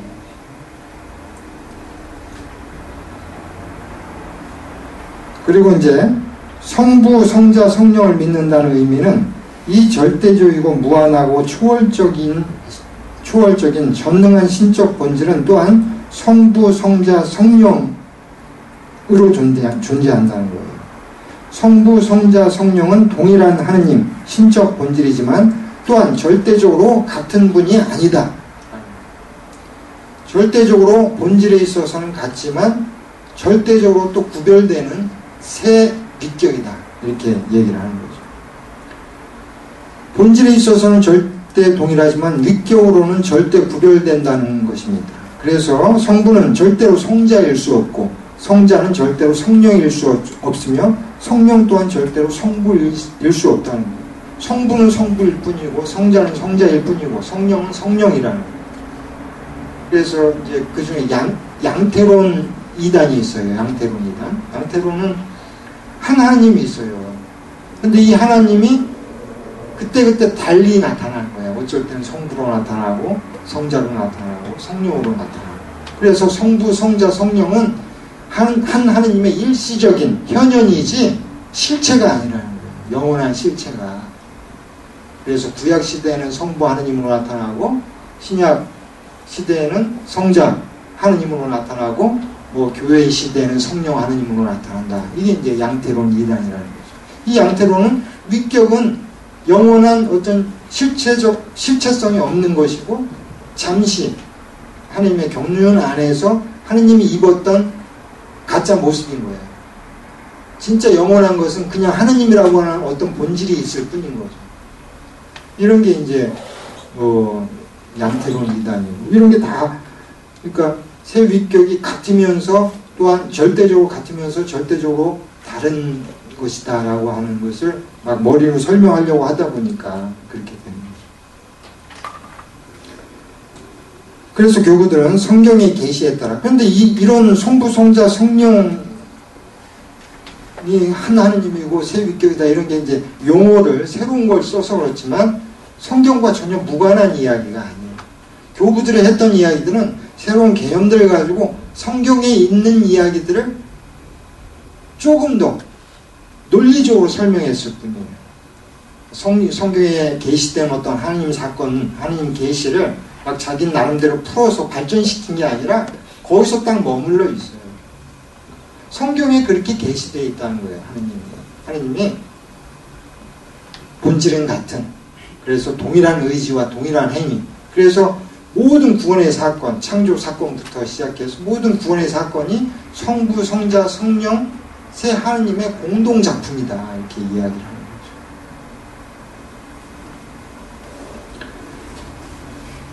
그래서 교구들은 성경의 계시에 따라서 성부는 태어나지 않은 분, 성자는 성부에게서 태어나신 분, 성령은 성부에게서 나오신 분, 이로밖에 말할 수 없다는 거예요.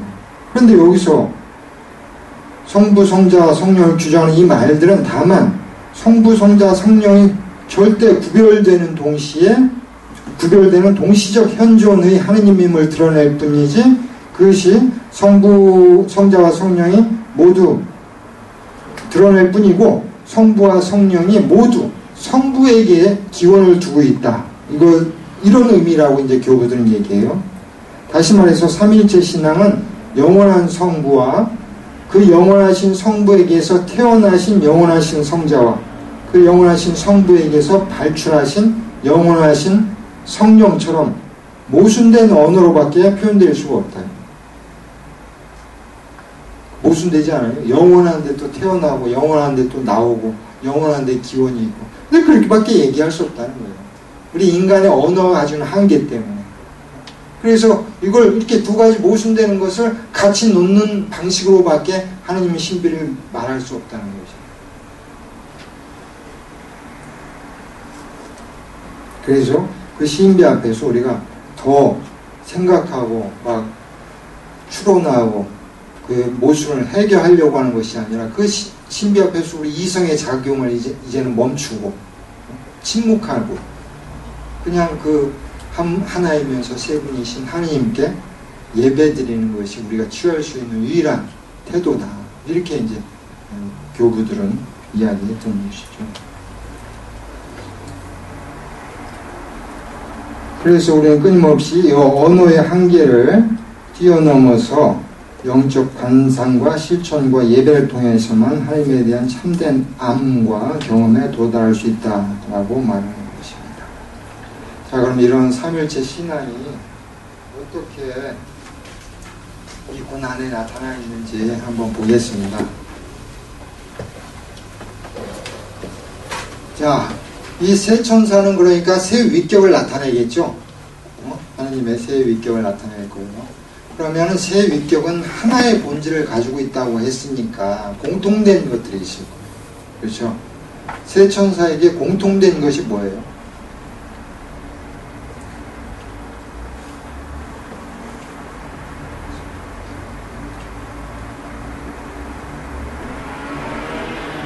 보면 이제 얼굴이 똑같은 표정이죠. 얼굴이 다 똑같죠. 세 천사가. 또 날개를 가지고 있고 또 옷도 보면은 똑같은 공통된 옷이 있어요. 어떤 색깔의 옷이 공통되죠? 파란색 옷이 공통돼요. 그리고 잘 안 보이지만 배터리가 다른 이제 여기 보면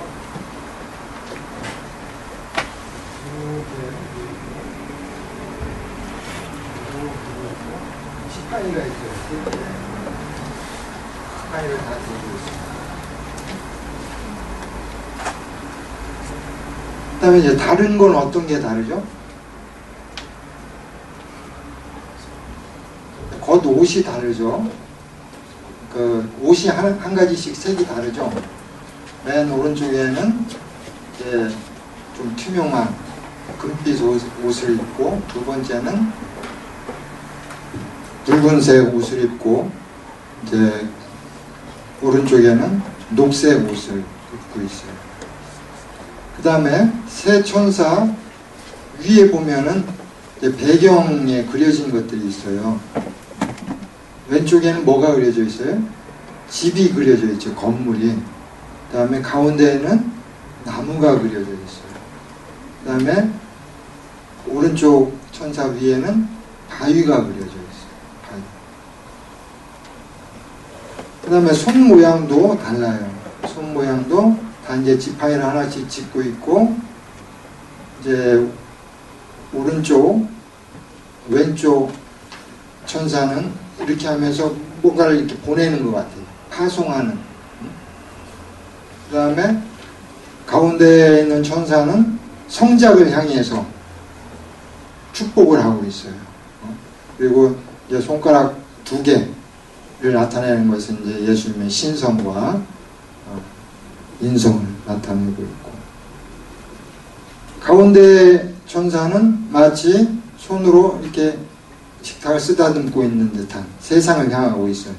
맨 밑에 이제 사각형으로 된 거 있죠? 그게 이제 세상을 의미해요. 세상을. 그래서 세상을 향해서 손가락을 세상으로 가리키고 있어요.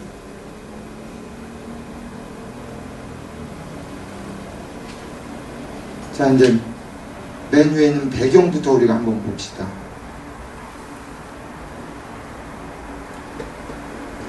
건물은 아버지의 집이 있는 낙원을 의미해요. 낙원. 그래서 우리가 장차 또 돌아가야 할 곳, 우리가 쫓겨났던 낙원, 아버지의 집, 아버지가 계신 곳, 마치 탕자의 이야기를 연상케 하죠. 우리가 욕망 때문에 아버지의 집을 뛰쳐나와서 개고생을 하다가 다시 이제 회개하고 아버지 집으로 돌아가세요. 그런데 뭐 이런 해석은 잘 안 하는데 어느 날 이 이콘을 딱 보면서 저 배경이 가지고 있는 스토리가 있는 것 같아요. 제 눈에는 마치 인류의 타락과 구원의 스토리를 담고 있는 것 같아요. 에덴에서 인간은 나무 때문에 타락했잖아요. 그래서 바위가 상징하는 광야로 쫓겨나가요. 험한 세상 광야 쫓겨나요. 그리고 광야에서 우리는 하나님을 만나요. 계명을 받고 회개하고 약속된 땅을 향해서 가는데 그 약속된 땅 하나님 집 아버지의 집으로 가려면 다시 나무를 거쳐야 돼요. 십자가 나무를 거쳐서 가요. 저 십자가 나무야말로 우리를 아버지의 집으로 이끌어주는 생명나무인 거예요. 이런 어떤 스토리가 이렇게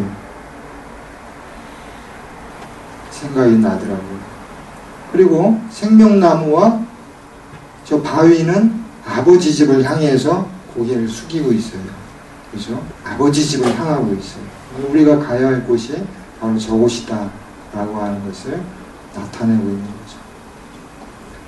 그 다음에 그 동일한 얼굴, 그러니까 사람의 신체 중에서도 얼굴이야말로 우리의 내적인 상태를 비추어주는 거울이잖아요. 얼굴만 보면 딱 저 사람의 속이 어떤지 알잖아요. 그렇죠? 기쁨이 넘치는지 슬픈지 짜증나는지 화가 나는지 얼굴을 보면 알 수 있다. 얼굴은 우리의 내적 본질의 어떤 표현이라고 할 수 있어요. 새 천사가 하나의 본질, 내적 본질을 가지고 있다는 것은 얼굴의 동일성을 통해서 표현하고 있는 가장 본질적으로. 그렇지만 아까도 뭐라고 그랬어요? 성자와 성령은 아버지에게서 기원을 두고 있다고 했잖아요. 이게 이제 모나르키즘이라고 그래요. 모노아르키아 해서 하나의 기원에서 나왔다.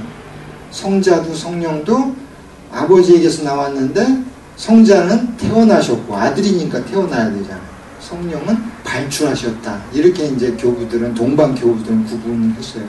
그리고 니케아 콘스탄티노플 신조에서도 그렇게 고백을 해요.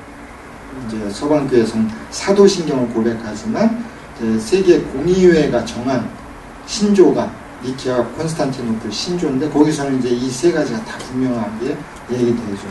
서방교회하고 캐톨릭교회하고 동방교회가 1054년에 갈라지게 된 가장 중요한 교리적 차이가 이제 필리오쿠에라고 하는 것인데 원래 니케아 콘스탄티노플 신조에 없었던 필리오쿠에라는 말을 집어넣었어요. 서방교회에서 임의적으로. 그리고 나중에 한 10세기, 11세기에 와서 이제 로마 교회가 그것을 승인을 했죠. 그래서 이제 교리적으로 갈라지는 거거든요. 그 필리오쿠에가 뭐냐면은 성령은 아버지와 아들로부터 나온다. 아들로부터가 이제 필리오쿠에. 원래 니케아 콘스탄티노플 신조에서는 아버지로부터만 있는데 거기다 필리오쿠에라는 말을 슬쩍 집어넣어가지고 이제 아들로부터, 아버지와 아들로부터. 왜냐하면 이제 서방교회에서는 뭐 여러 가지 이유가 있는데 아버지와 아들이 본질이 같으니까 성령을 발출하는 그 행위도 똑같이 해야 된다는 거예요. 그런 의미에서 이제 아버지와 아들이 하나의 본질을 가지고 있다는 것을 강조하기 위해서 아버지와 아들로부터 성령이 나온다 이렇게 얘기를 했던 거예요. 뭐 성령을 폄하하려고 하는 그런 의도가 있었던 것이 아니라. 근데 이건 이제 분명히 명백하게 이렇게 세계 공의회의 결정과 배치되는 것이었고 동방 교부들의 사상과도 배치되는 아주 서방교회 그 당시로 보면은 서방교회 일부의 견해였던 것이고 주류 삼위일체 이론에는 맞지 않는 것이었죠. 그런데 동방에서는 끊임없이 성자와 성령은 아버지로부터 나온다 라고 하는 교부들의 사상을 계속 지켰던 것이에요. 이 이콘에서도 보면 그것이 다 나타나요. 자, 맨 왼쪽에 있는 이콘이 이제 성부 하느님을 상징하는 거예요. 그 다음에 가운데는 성자, 저 오른쪽에 성령인데 성자와 성령을 상징하는 천사들의 시선은 아버지를 향하고 있어요. 그리고 머리를 숙이고 있어요. 그렇지만 맨 왼쪽 천사는 좀 얼굴을 들고 있죠. 그래서 그러니까 기원이라는 의미에서 성자와 성령이 나왔다는 의미에서 성부는 성자, 성령보다 더 크신 분이다. 이제 교부들은 요한복음에서 예수님이 아버지는 나보다 더 크신 분이다 라고 얘기했을 때 그게 본질이 다른, 뭐 이렇게 질적으로 성자가 떨어져서 다른 게 아니라 그 성자가 아버지로부터 나왔기 때문에 그렇게 말씀하신 것이다. 이렇게 이제 뭐 해석하는 분들도 많이 있었어요. 그래서 저 시선 하나도 그러니까 정통 신앙이 고백한 신성의 단일 기원을 설명하고 있는 거예요.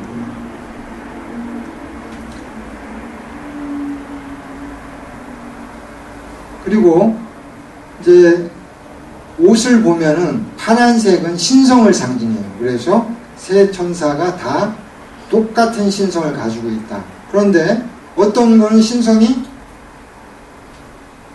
밖으로 나와 있고 파란색이, 어떤 건 안으로 숨어 있잖아요. 이제 맨 왼쪽 천사는 신성이 영광의 옷으로 영광을 덧입고 있어요. 저 이제 금빛 투명한 옷은 하느님의 영광, 성부 하느님이 이제 누리고 계시는 신성한 영광을 상징하는데, 그리고 옷을 이렇게 걸치고 있잖아요. 양 어깨를 다 걸치고 있는 것은 집에 있다는 표시래요. 근데 다른 두 천사는 한쪽 어깨가 드러나 있잖아요. 이것은 여행자를 상징하는 거예요. 그래서 성자와 성령은 이 세상을 구원하기 위해서 아버지로부터 세상에 보냄받은 분, 우리를 구원하기 위해서. 성자는 저 아버지의 집에 보이지 않게 계시지만 성부, 성자와 성령을 통해서 이 세상을 구원하시려고 하셨다는 거죠. 그래서 성자는 육화하셔가지고 인간의 모습을 입고 온 세상 죄를 짊어지시고 희생하셨고, 그 희생이 바로 빨간색 옷을 통해서 상징되는 거죠. 희생과 죽음. 그리고 이제 금빛 이렇게 띠가 있는데 저건 사제를 상징해요. 그리스도만이 우리의 유일한 사제다, 대사제다, 이런 걸 상징합니다. 그리고 성령은 오순절 성령 강림을 통해서 이 땅에 오셔서 교회에 모든 신자들에게 참된 생명을 불어넣어주는 생명의 하느님으로 우리에게 오시잖아요. 그 생명을 주시는 하느님을 의미하는 색깔이 바로 이제 초록색 옷이라는 거예요. 이렇게 성자와 성령은 희생과 생명이라고 하는 옷을 걸치고 우리에게 오셔서 우리를 구원으로 이끌어 가시는 분이시라는 거죠. 그리고 이제 날개도 보면은 이제 그 하나의 기원이라고 하는 것을 강조하기 위해서 왼쪽 성부를 상징하는 천사와 성자를 상징하는 천사의 날개는 겹쳐 있어요. 그렇죠? 겹쳐 있는데 어느 날개가 앞에 나와 있어요? 성부 하느님의 날개가 앞에 나와 있잖아요. 그렇지만 성자를 상징하는 천사와 성령을 상징하는 천사의 날개는 겹쳐 있어요? 안 겹쳐 있어요? 그냥 맞대고 있잖아요. 이런 아주 미묘한 차이를 통해서 아버지의 성부 하느님의 단일 기원이라고 하는 정통 교리를 이렇게 설명하려고 했다는 것이죠. 그리고 이 세 천사는 이제 가운데 식탁에 희생의 잔을 두고 있습니다. 그런데 이 이콘에서 보면은 희생의 잔은 사중적으로 그려져 있어요.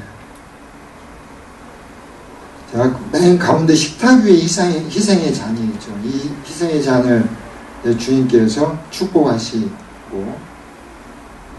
그 다음에 식탁과 이 천사의 다리와 이것이 또 하나의 잔으로 여기 하나의 잔처럼 그리고 안에 있는 이 내성을 또 보면은 전체적으로 하나의 잔을 펼쳐나가고 이 바깥 선을 또 그리면 하나의 잔을 펼쳐나가고 이 하나님 삼일체 하느님이 저 조그만 세상을 구원하기 위해서 희생과 사랑과 자비에 자비를 베푸셔서 저 세상을 구원하신다고 하는 것이에요. 그것이 이 사중의 잔을 통해서 상징되고 있는 거죠.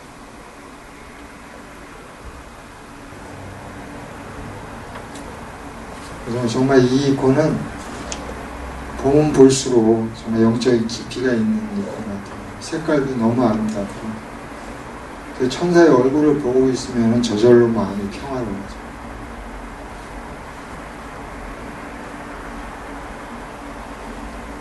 혹시 뭐 궁금한 거 있으세요?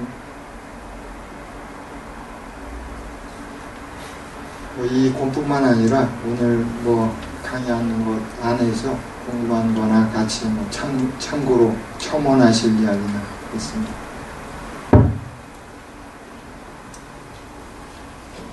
없으면 오늘 강의 이것을 마치겠습니다. 네. 마이크 사용하십시오.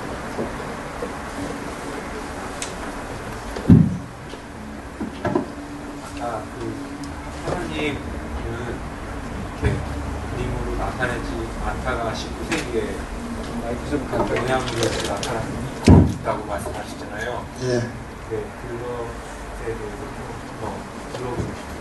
예전에 그런 거를 경계했었는데 그것이 그려진 다음에 그런 거를 다시 이제 안 그리기로 이렇게 된 건지 아니면은 이제 그런 부분들도 같이 계속 이렇게 같이 성당에도 그려져 있다고 하시니까 그 부분에 대해서 또 이제 지금은 그러니까 이제 그런 것들이 전반적으로 정교 신앙 세계가 약화되고 그러면서 정교 신앙을 지켜나갈 어떤 역량이 쇠퇴했을 때 일어나는 일들이었어요.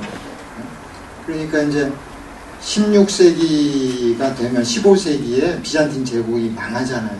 그러니까 정교 영성의 요람이었던 이 아시아와 그리스 이 지역이 이제 이슬람 지배 하에서 신앙을 지키기에도 힘든 무슨 신학이고 뭐 이런 거는 감히 생각도 못하고 그래서 그 당시에 책들은 다 스위스 제네바 이런 데서 출판이 돼요.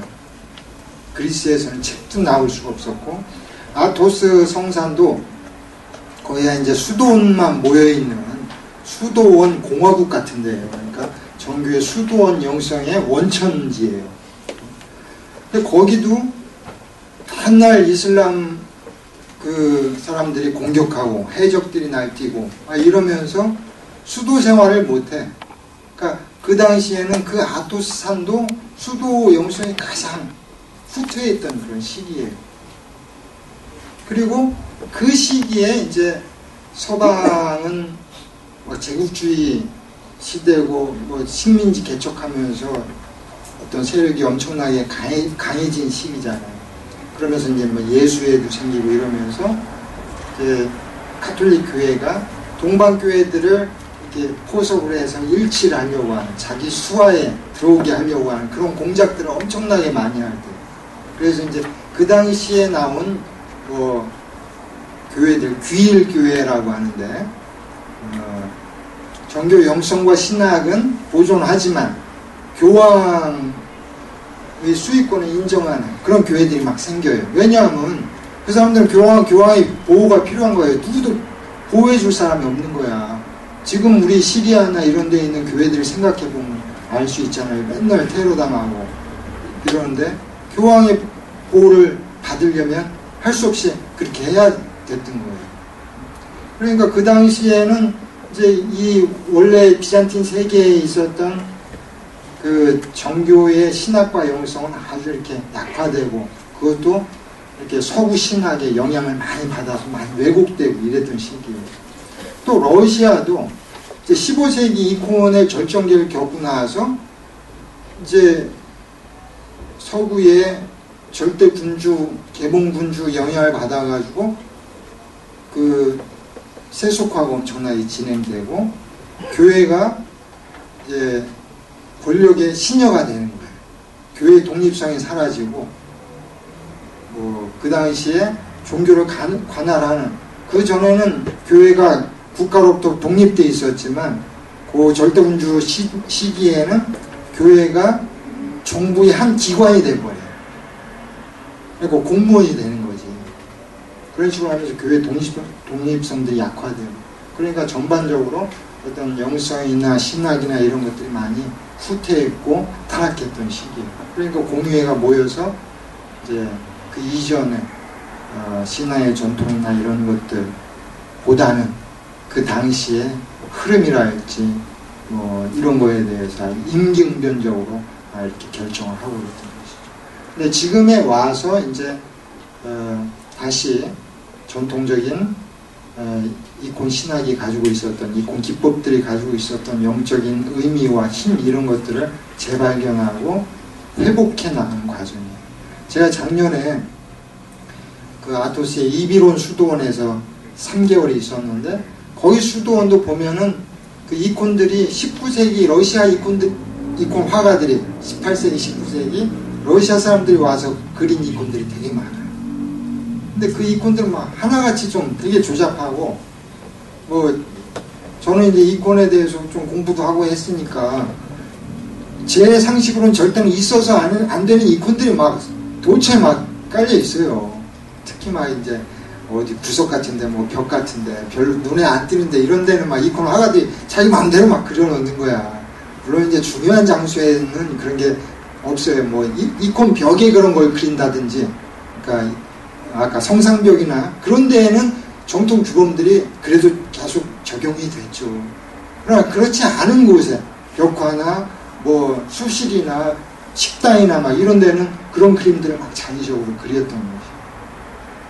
그래서 거기도 이제 그 식당을 새로 짓고 전통적인 방식에 따라서 이렇게 새로 이콘을 막 그리고 그러더라고요. 근데 이제 종교에는 또 그렇다고 해서 막 그런 거 다 없애고 그러지 않아요.